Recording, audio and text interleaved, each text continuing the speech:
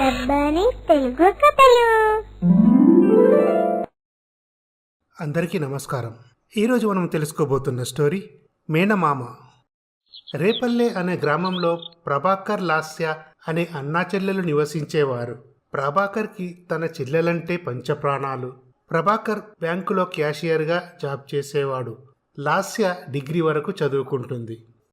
అన్నయ్య, ఊరికే ఇంట్లో కూర్చుంటే నాకేమీ తోచడం లేదు. నేను పై చదువులు చదువుతానన్నయ్య. చూడమ్మా, నిన్ను పై చదువులు చదివిస్తే నీకన్నా ఎక్కువ చదివిన అబ్బాయికిచ్చి నీకు పెళ్లి చేయాల్సి వస్తుంది. మనకు అంత స్తోమత లేదు తల్లి. నీకు చదువు మీద అంత ఆసక్తే ఉంటే పిల్లయ్యక బావగారు చదివిస్తానంటే చదువుకుందులే. అన్నయ్య, నాకప్పుడే పెళ్ళేంటి? నేను నిన్ను విడిచి ఉండలేనన్నయ్య. అమ్మా, ఆడపిల్ల ఎప్పటికైనా అత్తారింటికి వెళ్లాల్సిందే కదా. నీకు ఒక మంచి సంబంధం చూసి పెళ్లి చేస్తే నా బాధ్యత తీరుతుంది. సరే, నీ ఇష్టం అన్నయ్య. ప్రభాకర్ ఒకరోజు పంతులు గారింటికి వెళ్తాడు. నమస్కారం అండి పంతులు గారు. నమస్కారం, చెప్పండి నాయన. పంతులు గారు, మా చెల్లెమ్మకు మంచి సంబంధం చూడండి. శుభం, నేను మీకు సంబంధం చూశాక ఫోన్ చేస్తాను. రేపల్లె గ్రామం సమీప పట్టణంలో భాగ్యమ్మ అనే ఆవిడ నివసించేది. భాగ్యమ్మ చాలా గయ్యాలిది. ఇరుగు పొరుగు వారితో ఎప్పుడూ గొడవలు పడుతూ ఉండేది. కారణం ఉన్నా లేకపోయినా కావాలని గొడవలు పెట్టుకునే మనస్తత్వం ఆవిడది. ఆవిడ కొడుకు పేరు సుధీర్. సుధీర్ సాఫ్ట్వేర్ కంపెనీలో ఉద్యోగం చేస్తాడు. అమ్మా, నా ఫ్రెండ్స్ అందరూ పెళ్లి చేసుకుంటున్నారు, మరి నాకెప్పుడు పెళ్లి చేస్తావమ్మా? చూడు బాబు, నేను పంతులు గారి వద్దకు వెళ్ళి నీకు పెళ్లి సంబంధం చూడమంటాలే. మీరు వెళ్ళి ఆయనకు సంబంధం చూడమంటే ఆయన చూస్తాను అనడమే సరిపోయిందిలే. నీ గురించి తెలిసిన వాళ్ళు ఎవరైనా తమ కూతురుని మన ఇంటికి కోడలుగా పంపిస్తారా? నేనేం చేశానురా?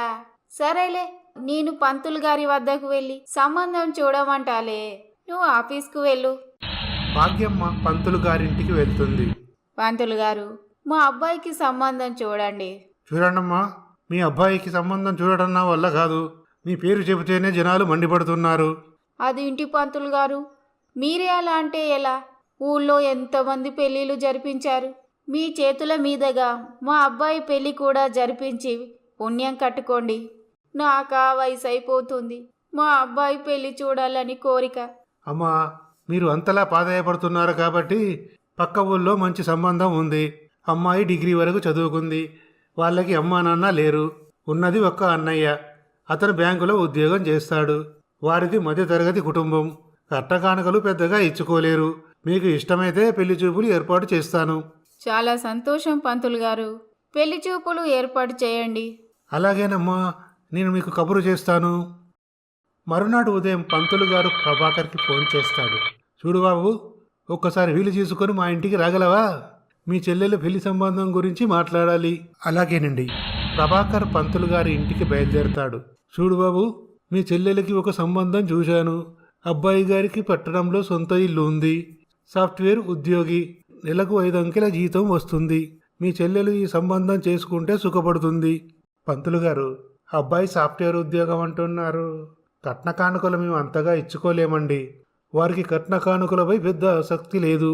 ఒక మంచి కుటుంబం నుంచి అమ్మాయి కోడలుగా రావాలనుకుంటున్నారు. వాళ్ళ నాన్నగారు చిన్నప్పుడే చనిపోయారు. ఒక్కగానొక్క కొడుకు. కాకపోతే వారి అమ్మగారికి కొంచెం చాదస్తం ఎక్కువ. పంతులు గారు, మాక అమ్మా నాన్న లేరు. రేపు ఏదైనా సమస్య వస్తే అత్తా కోడళ్ళు అన్నాక ప్రతి ఇంట్లోనూ గొడవలు సర్వసాధారణమే. నాకు తెలిసి మీ చెల్లెళ్లకు ఇంతకంటే మంచి సంబంధం దొరకదు. ఇక ఏమీ ఆలోచించుకోకుండా పెళ్లి చూపులు ఏర్పాటు చెయ్యండి. పైన భగవంతుడున్నాడు, అతనిపై భారం వేయండి.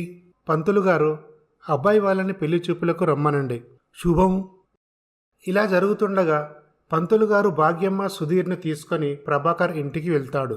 చూడండమ్మా, ఈయన పేరు ప్రభాకర్. బ్యాంకులో ఉద్యోగం చేస్తాడు. వాళ్ళ చెల్లెలు లాస్య. అమ్మాయి డిగ్రీ వరకు చదువుకుంది. అప్పుడు అమ్మాయి అబ్బాయి ఒకరినొకరు చూసుకుంటారు. పంతులు గారు, నాకు అమ్మాయి నచ్చిందండి. నీకు వంట వార్పు వచ్చా? వచ్చండి. అమ్మా, మా చెల్లెలకి 3 లక్షల కట్నం, లాంఛనాలు, మిగతా సామాన్లు అన్నీ ఇస్తాము. అంతేలే, మీరు అంతకన్నా ఏమిచ్చుకోగలరు? ప్రభాకర్ గారు, మీరేమీ అనుకోకండి. మా అమ్మ కొంచెం చాదస్తం ఎక్కువ. మీకు ఉన్నంతలోనే పెళ్లి జరిపించండి, మాకేమీ అభ్యంతరం లేదు. అలాగేనండి. ఇలా సుధీర్ లాస్యల పెళ్లి జరుగుతుంది. ఇలా జరుగుతుండగా లాస్య పండంటి మగబిడ్డకు జన్మనిస్తుంది. బాబు పేరు గౌతమ్ అని నామకరణం చేస్తారు. ప్రభాకర్ తన చెల్లెలకి, బావకి, తన అల్లుడికి కొత్త బట్టలు తీసుకొని భాగ్యమ్మ ఇంటికి వెళ్తాడు. నమస్కారం అండి అత్తయ్య గారు, మీ ఆరోగ్యం ఎలా ఉంది? బాగుంది బాబు. ఇంతలో లాస్య అక్కడికి వస్తుంది. అన్నయ్య ఎలా ఉన్నావు? బాగున్నానమ్మా. అమ్మ, ఇంతకీ నా మేనల్లుడు ఏమంటున్నాడు? అమ్మ లాస్య, బాబు అచ్చం నాలాగే ఉన్నాడు. అప్పుడు లాస్య నీరసంగా కనిపిస్తుంది. ఏంటమ్మా అలా ఉన్నావు, ఒంట్లో బాలేదా? చూడు బాబు, మీ చెల్లెలి మీద అంత ప్రేమే ఉంటే 4 రోజులు తీసుకెళ్ళొచ్చుగా. వెళ్ళమ్మా, నీ అన్నయ్య నీకు సపరీలు చేస్తాడంట. నేనిక్కడ నిన్ను రాచి రంపాన పెడుతున్నాను కదా. అత్తయ్య గారు, ఆమె ఆరోగ్యం గురించి గమనించి ఉంటే బాగుండేది అన్నాను. ఇప్పటికైనా మించిపోయింది ఏమీ లేదు. మీ చెల్లెల్ని తీసుకెళ్ళి ఆరోగ్యం కుదుట పడ్డాకే ఇక్కడికి తీసుకురా. ఇలా ప్రభాకర్ తన చెల్లెల్ని తీసుకొని తన ఇంటికి వెళ్తాడు. ప్రభాకర్ డాక్టర్ని తీసుకొస్తాడు. అప్పుడు డాక్టర్ చెకప్ చేసి, చూడండి, మీ చెల్లెలు చాలా నీరసంగా ఉన్నారు, బలమైన పౌష్టికాహారం ఇవ్వండి, అలాగే సమయానికి ఈ మందులు కూడా ఇవ్వండి. అలాగేనండి డాక్టర్ గారు. ఇలా కొన్ని రోజులు గడిచాక లాస్య ఆరోగ్యం కుదుట పడుతుంది. అప్పుడు ప్రభాకర్ తన చెల్లెల్ని తీసుకొని భాగ్యమ్మ ఇంటికి వెళ్తాడు. అత్తయ్య గారు, మా చెల్లెలకి తల్లి ప్రేమ అంటే ఏంటో తెలియదు. మా చెల్లెలకి అమ్మైనా అత్తమ్మైనా మీరే. తెలుసో తెలియక తప్పు చేస్తే పెద్ద మనసుతో మన్నించండి. అలాగే బాబు. ఇలా జరుగుతుండగా ప్రభాకర్ ఒకరోజు తన చెల్లెలకి ఫోన్ చేస్తాడు. చెల్లెమ్మ, ఎలా ఉన్నావు? బాగున్నానన్నయ్య. అమ్మా, నిన్ను వాళ్ళు బాగా చూసుకుంటున్నారా? బాగానే చూసుకుంటున్నారన్నయ్య. చాలా సంతోషం అమ్మా. అమ్మ లాస్య, అత్తగారు ఏమైనా అంటే సర్దుకుపోవాలి, అంతేగాని వారికి ఎదురు చెప్పకూడదమ్మా. అలాగే అన్నయ్య. అయినా ఇప్పుడు వాళ్ళు నన్ను బాగానే చూసుకుంటున్నారు. ప్రభాకర్కి తమ దూరపు బంధువుల అమ్మాయి నందినితో నిశ్చితార్థం అవుతుంది. అప్పుడు ప్రభాకర్ శుభలేఖ తీసుకొని తన చెల్లెల ఇంటికి వెళ్తాడు. అత్తయ్య గారు, నాకు పెళ్లి సంబంధం కుదిరింది అంటూ శుభలేఖ ఇస్తాడు. మీరందరూ తప్పకుండా రావాలి. అలాగే బాబు. అత్తమ్మ, మా చెల్లెల్ని వారం రోజుల ముందు మా ఇంటికి పంపండి. ఇంతకీ బావగారు ఎక్కడండి? అన్నయ్య, ఆయన ప్రాజెక్టు వర్క్ మీద బెంగళూరు వెళ్ళారు. సరే అమ్మా, నేను బావగారికి ఫోన్ చేసి చెప్తాను. ఉంటాను. ఇలా ప్రభాకర్ సుధీర్కు ఫోన్ చేస్తాడు. బావగారు, నాకు పెళ్లి కుదిరిందండి. కంగ్రాట్స్ అండి. వచ్చే నెల 15వ తారీఖున నా పెళ్లి.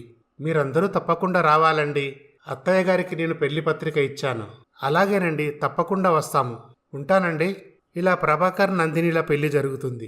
లాస్య వాళ్ళ అత్తగారు ఎవరూ పెళ్లికి రాలేదు. మరునాడు ప్రభాకర్ తన చెల్లెలు లాస్యకి ఫోన్ చేస్తాడు.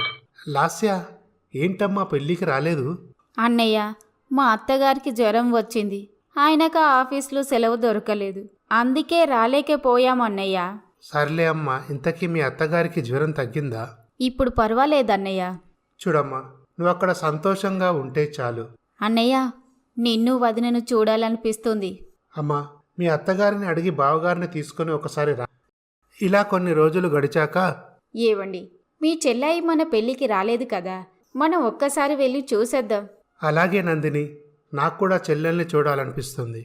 అప్పుడు ప్రభాకర్ నందినిని తీసుకొని తన చెల్లెల ఇంటికి వెళ్తాడు. లాస్య అన్నయ్య వదినలను చూసి చాలా సంతోషిస్తుంది.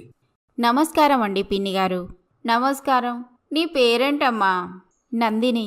నీ పెళ్లి సమయంలో నాకు ఆరోగ్యం బాగా లేదమ్మా, అందుకే నీ పెళ్ళికి రాలేకపోయాం. పర్వాలేదండి. లాస్య నందినిని తీసుకొని తన గదికి వెళ్తుంది. చూడు బాబు, మీ అత్తయ్య గారు వచ్చారు అంటూ బాబును నందినికి ఇస్తుంది. అప్పుడు నందిని బాబును చూసి, లాస్య, బాబు అచ్చం మీ అన్నయ్యలాగే ఉన్నాడు. అవును వదినా, అన్నయ్య కూడా అదే మాట అన్నాడు. ఇలా వారు భోజనం చేశాక వస్తానమ్మా అని చెప్పి ఇంటికి బయలుదేరుతారు. ఇలా కొన్ని సంవత్సరాలు గడిచాక లాస్య పండంటి ఆడబిడ్డకి జన్మనిస్తుంది. ఆ పాపకి హారిక అని నామకరణం చేస్తారు. ఒకరోజు సుధీర్ లాస్యను తన పిల్లల్ని తీసుకొని ప్రభాకర్ ఇంటికి వస్తాడు. అప్పుడు సుధీర్ కోపంతో లాస్యని తన పిల్లల్ని అక్కడే వదిలేసి వెళ్తాడు. తర్వాత జరిగే పరిణామాల గురించి తర్వాయి భాగంలో చూద్దాం. ఈ స్టోరీ కనుక మీకు నచ్చినట్లయితే మా ఛానల్ని సబ్స్క్రైబ్ చేసుకోండి, లైక్ చేయండి, షేర్ చేయండి, కమెంట్ చేయండి. Thank you for watching.